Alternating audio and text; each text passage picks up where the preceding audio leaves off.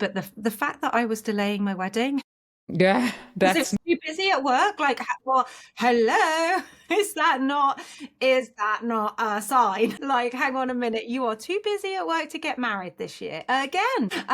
So, like, that's just bonk. Like saying that to you now, I'm kind of in disbelief that I didn't see it at the time, or yeah. I wasn't like it just didn't seem to register at the time. Welcome to From a Woman to a Leader, the podcast for ambitious leaders in tech who are ready to grow their confidence, influence, and leadership without burning out or pretending to be someone they're not.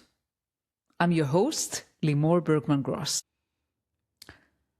My guest today is Rachael Edmondson-Clarke. And Rachael spent over 20 years in corporate leadership at companies like Mars. And one day, she got a panic attack on her office floor, and that forced her to rethink everything. And in the conversation today, we get into the warning signs that, to be honest, most women ignore when they are burning out. We talk also about why rest is not a reward for hard work. It's actually critical input to performing at your best. Rachael shares how she found her life's mission after years of doing what looked successful on paper and the 5 steps she used to get there.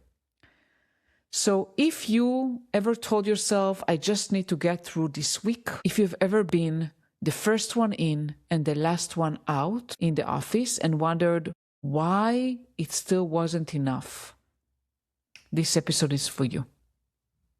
Are you ready? Let's dive right in. Hi, Rachael. How are you today?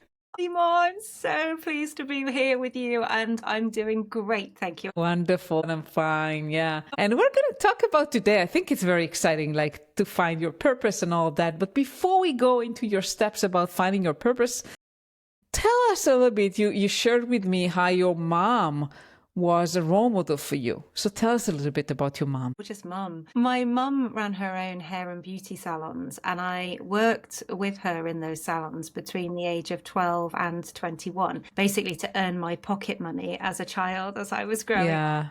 And I think one of the things that I always admired deeply about my mum was, albeit you might consider her being in a female-dominated industry, which was probably the case in terms of the people who were doing the hairdressing and the beauty treatments, actually at the management and senior level around the boardroom, it was entirely male-dominated. And my mum was the only woman on that directors for the franchise of hair salons that she was part of. And so I grew up very much seeing my mum not only lead with true authenticity and alignment to her values within the salon and in the business, whether that was with the team or whether it was with clients. But I also was privy to the planning and the conversations, and also some of the difficulties that she had in preparing for that boardroom and those boardroom meetings.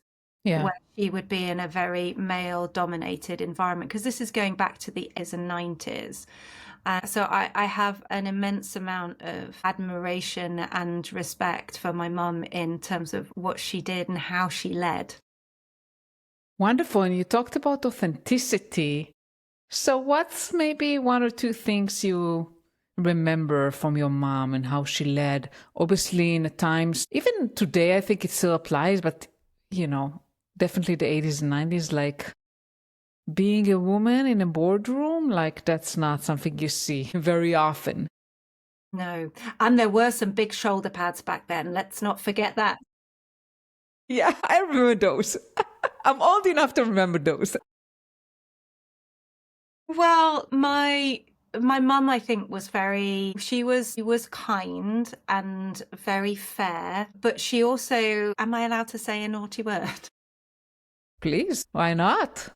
So excuse me, so any little ones listening right now, close the ears, turn this down, but she didn't take any shit.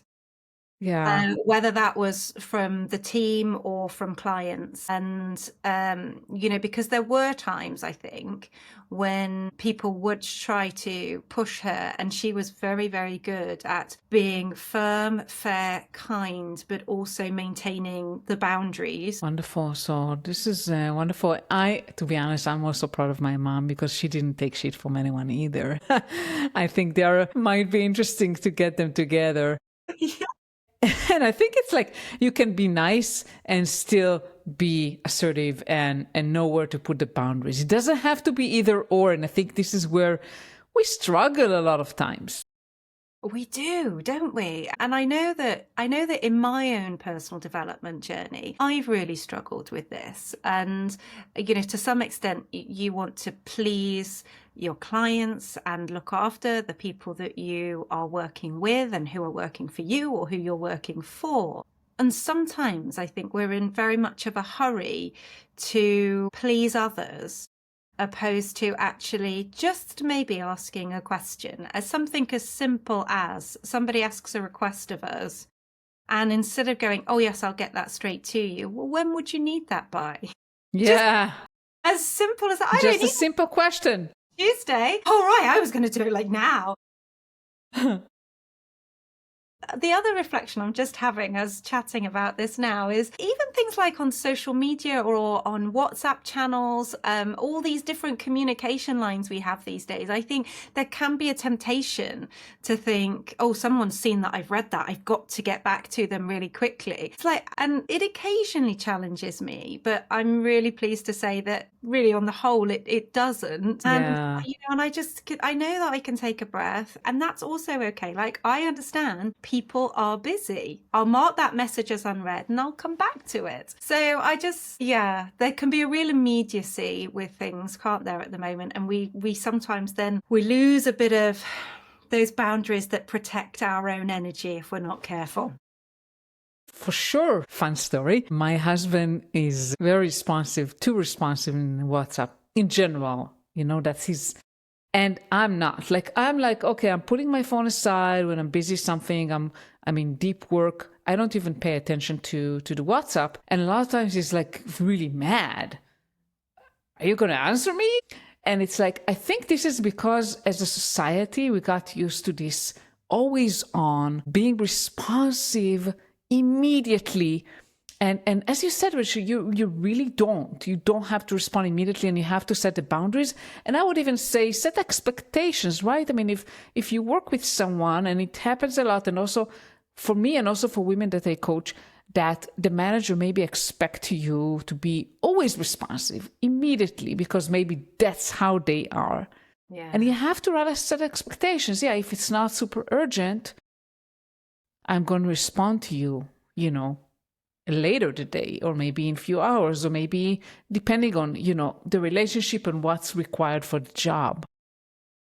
And I just think as taking that moment to just pause and go, does this need my focus and attention right now, or can I come back to this?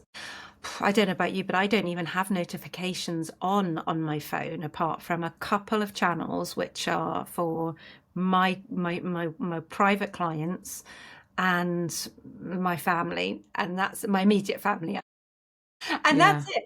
And other than that, I'm not going to get any kind of notification until I open up an app or go into it. And it's very, very easy, I think, today for our focus to be taken away if we're not careful. For sure. And let's kind of, move into your career, because you thrived, right? You had a successful career in marketing, and then eventually something happened and you decided to reconsider. So tell us a little bit about that. Yeah, so I didn't leave the salon until I was 21, when I'd finished university. And at that stage, I was like, well, the last thing I want to do is work for myself, because see how hard my mum works. I'm going to go work for someone else. And I had a couple of roles, actually. So I had a couple of companies that I worked for in various sales and marketing roles. So I started my career at Mars and selling chocolate and vending machines, and moving on to Uncle Ben's and Dolmio, and I was field sales manager for the whole of the UK and Northern Ireland, and then latterly became brand manager on Whisker's cat food. And at that point, I took a move and moved to a different company. So stayed within chocolate because I do love chocolate. I love chocolate. Yeah. It's my one thing. It's my one little treat at the end of the day, just a really good bit of quality chocolate. So I moved to another chocolate company and ultimately became head of product strategy for them. And so I guess on the outside, you would say I had all of the success that I had wanted and been striving to get to for all of that time, through my college education, my university education, and then into the corporate space. I had the glass fronted office, I had the nice company car, I had the team, I had the influence within the organization in terms of where we were headed and what we were doing. And and I suppose on paper it looked like, Rachael is doing really well and she's being, super successful. But I can remember the moment that it happened. I was in my office, I was preparing to go into the boardroom, and instead of walking out of the door, I found myself lying on the floor, staring up at the ceiling tiles. I had collapsed. I couldn't think. I couldn't breathe. And it was an incredibly frightening moment for me at that point in time. I later realized that actually what had happened was I'd had a panic attack. And what had led up to that moment had been months and months, really not well over like a year, 18 months, maybe even 24 months of me disrespecting my body, my values, really listening to my inner voice, completely ignoring that, believing that if I just worked harder and harder, if I could just get through from this week to the next weekend, that it would be okay, or I could just get this project through the door, that everything would be okay. And I just felt that was my answer to everything. And I ended up neglecting the most important relationship in my life at that point in time. I mean, I delayed our wedding twice. Wow. I mean, people were like, she's the runaway bride. Like, what's going on? I mean, thankfully, he stuck around, and we've now been married 13 years. He's the most amazing man. I just shout out to Alan. So, but it just, it was a crazy, crazy time. And my body eventually just went, time out. You are not, I was doing all that positive reframing. I was telling myself that I could do this, I could handle this. And all of that, as much as I'm a massive, massive fan of all that positive psychology and use it and utilize it so much, I disrespected my biology too much for too long. And my body just went, that's it, time out. That sounds very dramatic. And basically you burn yourself out, right? Physically and probably also emotionally. Yes. For the women listening, and what you describe, Rachel, is a symptom of a lot of women, right? And it happened to me too. Like, we tend to put ourselves last. And we want to give it all in to everyone, right? And to the boss, to the company. And we put ourselves last. Maybe if you can share, based on what happened to you, you don't want it to happen to anyone. That sounds super scary. No. If you look back, what are some of the symptoms that maybe you ignored that kind of, if you noticed them, you could have done something sooner? For sure. There were many of them. But the fact that I was delaying my wedding. Yeah, that's too busy at work. Like, well, hello, is that not a sign? Like, hang on a minute, you are too busy at work to get married this year again. So, like, that's just bonk. Like, saying that to you now, I'm kind of in disbelief that I didn't see it at the time, or I wasn't like, it just didn't seem to register at the time. But that's like huge. I mean, things like I'd be the one coming into the office in the morning and switching the lights on. And you know what? I was aware of this on some level, because I used to also be the one switching the lights off. And it's a big office with more than, probably on site, more than 500 people. Within the actual office, probably a few hundred less than that. Like I would be switching those lights off and going out, and it would cross my mind that I'd switch these lights on in these premises this morning, and I'm the one switching them out tonight after everyone's arrived and everyone's gone home. Like that was a sign that was a regular pattern and a regular thing. I used to run around like trying to shovel some food into my mouth whilst I was either trying to conduct a meeting, have a meeting, walk around and see somebody about something. Like, that's not good. You mean you don't have 5-10 minutes just to sit down and eat your meal, just actually restore a little bit from your day? And I think things like my diary, just getting completely booked up so that the only time I had to do any work was at the end of the day when everyone else had gone home and there were no more meetings, in the diary. But again, that's about boundaries and me pushing back. Lots and lots of things. And ultimately for me, I now have a stress response in my body. And this is different for everybody. But I find now that I get eczema either sort of around my eyes or around my lips and on my face. And my eyes can get very swollen up and very sore. And so I know now immediately if I'm not taking proper care of myself, those things will reoccur, and there'll be a very obvious sign to me something needs to change, Rachel. For sure.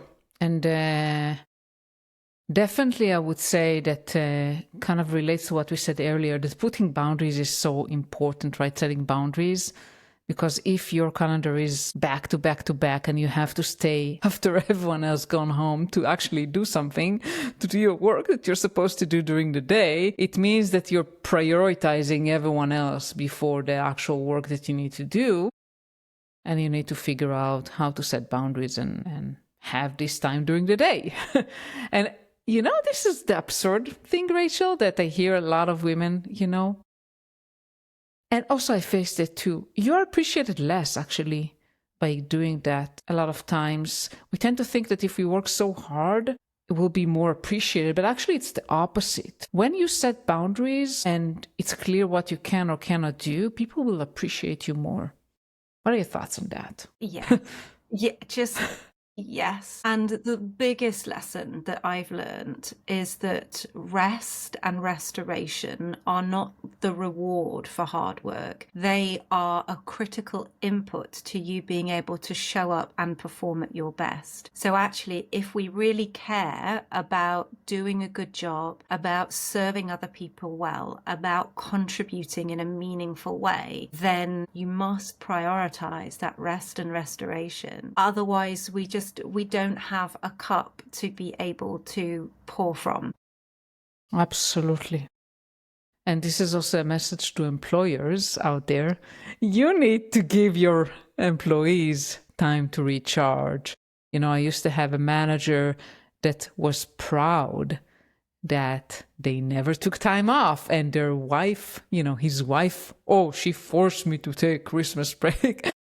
It's like, this is not something I would say proudly. Like, he was a workaholic, and that set a really bad example for everyone. And I was taking time off, and I said, what the hell with him? I mean, if that's what he wants, okay, no, that's not good enough for me, but it made me feel very uncomfortable. It's fascinating how, and I meet people like this as well, where they wear that, like, I'm really busy, I can't afford to take time off, like a badge of honor.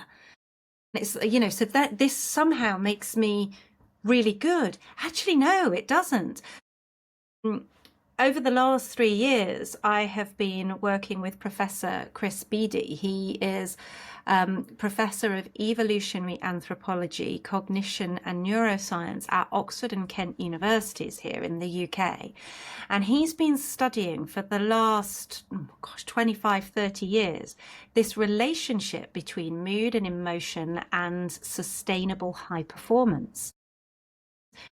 we do not sustainably perform at our best unless we are restoring our mood, which is an indicator of our energy and our bandwidth to be able to deal with stress, and our emotions. And so if we aren't looking after those things, if we aren't, and we talk about this, and I just want to acknowledge this for a moment, which is to say that I know that this isn't easy. Like, I get it. I run my own business. I've got 2 small children.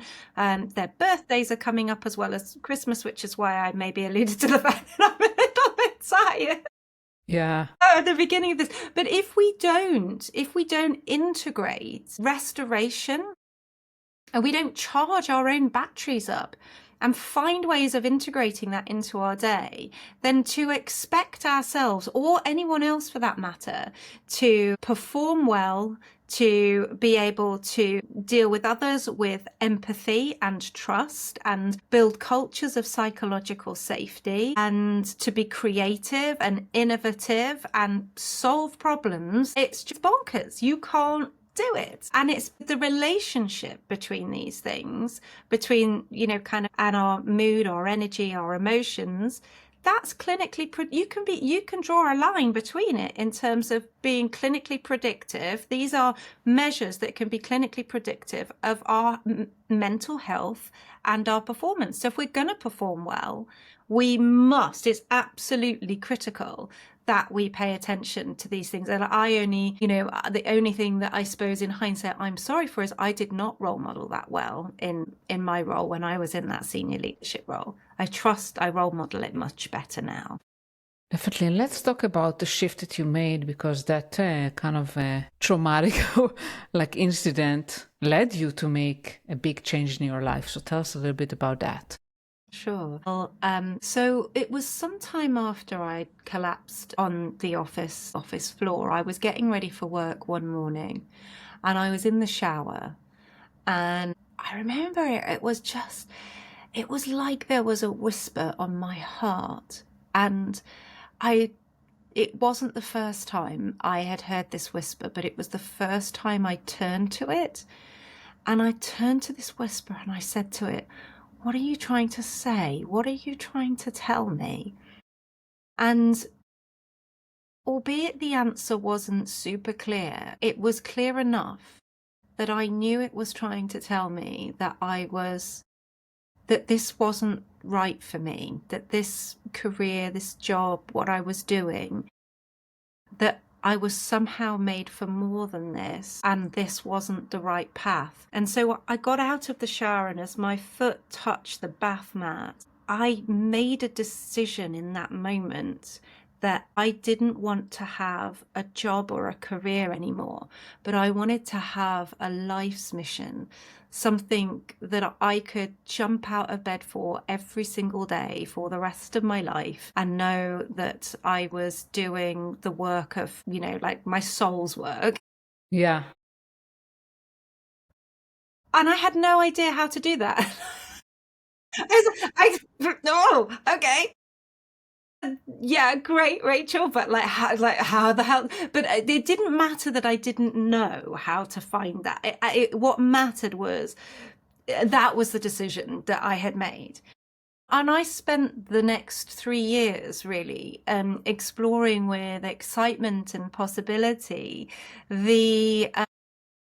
anything that lit my heart up. I'm going to be honest. I followed my heart, and I retrained. I did courses and watched documentaries and journaled and worked with coaches, and I did a whole bunch of stuff. And ultimately, so I'd gone into health coaching to learn about it for myself, for my own body, not because I wanted to become a health coach particularly. And in doing that, I transformed my own energy. I dropped 2 dress sizes from where I'd previously been. And of course, I'm still working in this corporate environment, but not in the same job anymore, in one that was, kind of enabled me to do all these other things as well.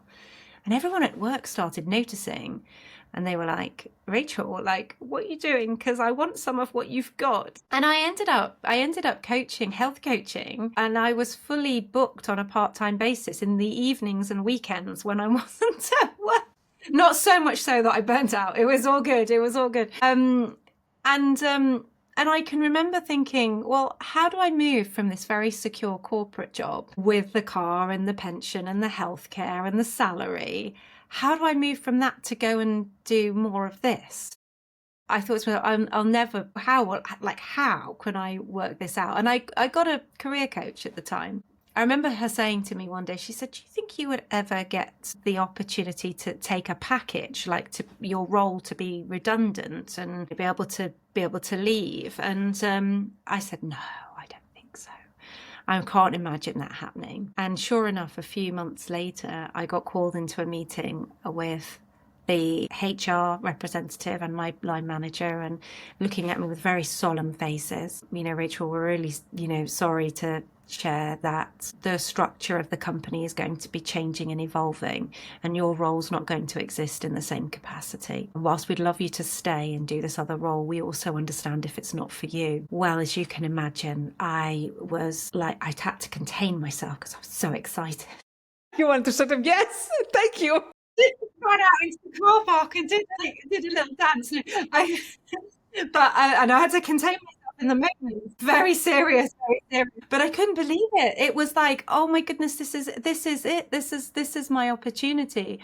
And then just before I signed the paperwork to make it all official, I found out that I was pregnant with our first child. What a wonderful kind of everything lined up for you.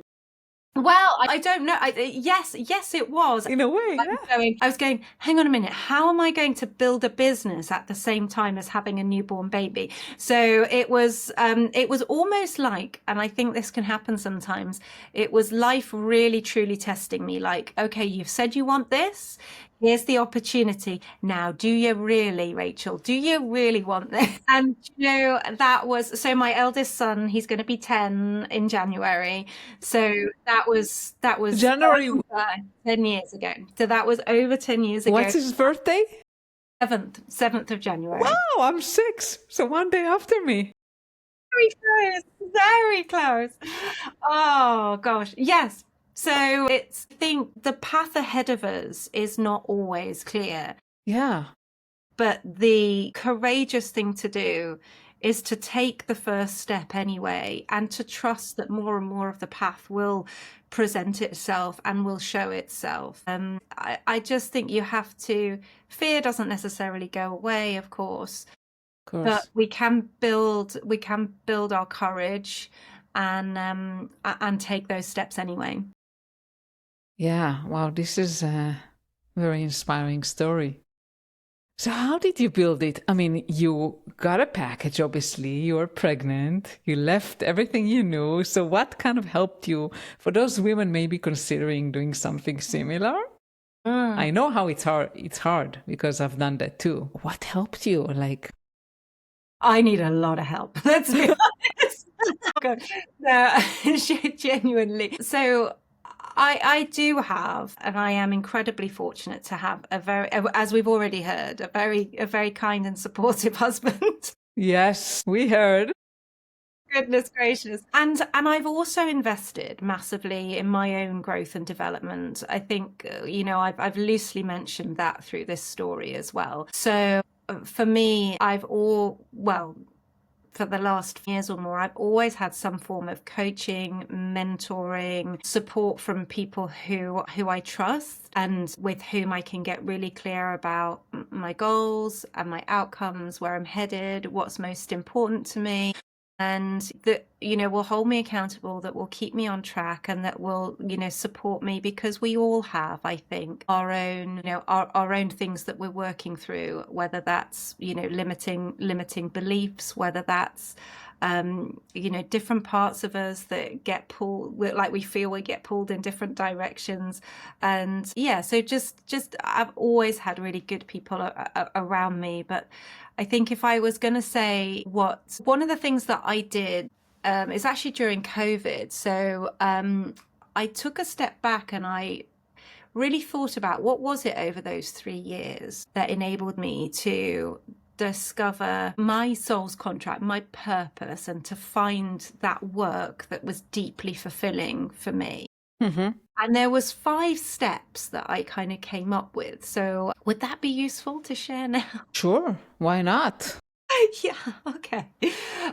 So the first step was really that you have to commit to your dream. You have to, that fear that I was talking about, we all have those little voices inside of it. Like you have the whisper on your heart, which was the one I listened to in the shower. You also have that little devil on your shoulder, or that protector, maybe not a devil, maybe a protector that's going, don't get too, ahead of yourself, all these things that could happen. And so I think we have to fend off that fear, those limiting beliefs. And that's really where my coaches were so incredibly helpful as well. And my husband as well, because he was like, even though we found out that I was pregnant, he was like, you have to do this, you have to do it. So to have that kind of support was helpful. But even if you don't have that support, really connecting into what your inner hearts and desire is saying, and fending off that fear so that you have the courage to follow that. That's got to be step 1. Step 2 was about becoming really clear about what that compelling future looked like for me. So I could almost start to experience that in many senses and in many ways. So being really clear on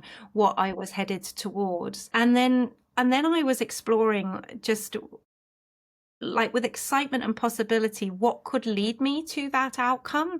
And I wasn't afraid just to go and try different things, check out different things. Some of them, were dead ends, but even if it wasn't quite right, I was normally learning something along the way. So it's sort of just not being afraid to just, have a go, try something out, test it, just explore with excitement and possibility. Peer through those doorways, those archways, go and see what's happening. Do you like it? Does it light you up? To do that. And then when you found what you think that path is, again, continuing to work and to get support and help from others where you can. But if not, there's so much information that's out there on the internet. But it's like, how do you then gracefully transition from one thing to the next? And that plan is going to look very different for everybody depending on your own circumstances.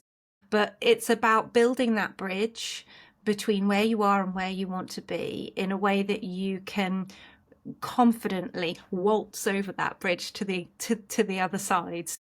Yes, that plan then comes next. And I think then the final piece of this is just to say, we never stop evolving, and it will always be, kind of moving, and you are always growing. You and I are not the same women that we were last week, let alone exactly 10 years ago. So just continuing to invest in your own self-development and your own growth and your own journey, I think. Wonderful. Those are wonderful steps. And thank you so much for sharing that, Rachael. And before we end today, tell our listeners where they can find you. Well, the best place to find me will be on my website. So my company is called Elevar. So it's elevar.co.uk. And you can find links to all my social media, and there's some free resources on there and all sorts of information. So that's the best place. Thank you. Wonderful. Thank you so much, Rachael. I really enjoyed our conversation today. Me too. Thank you for having me on the show. Thank you so much for listening to the episode. I hope it was valuable for you. Don't forget to subscribe to the podcast on your favorite podcasting platform and share it with any woman who needs to hear it. And I'll see you next week. Bye.